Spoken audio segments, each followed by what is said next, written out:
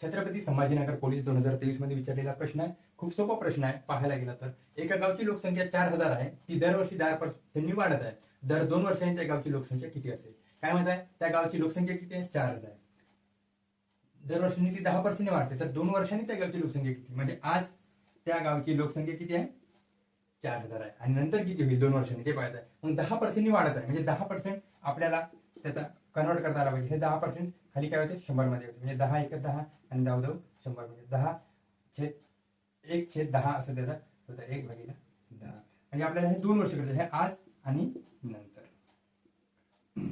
आज किती आहे? 10 आहे.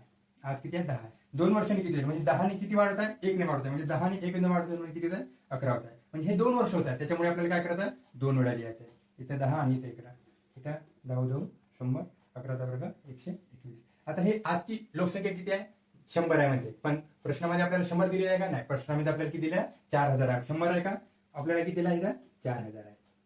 4000. हे 100 2 शून्य कटले, हे 2 शून्य कटले. ह्या 1च्या किती पटीत आहे?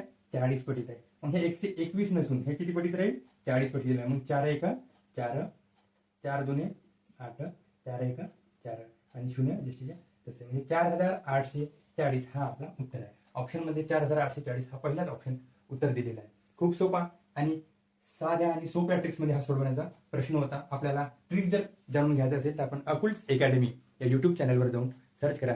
तुम्हाला तिथं भरपूर सारे असे उदाहरणं सोडवलेले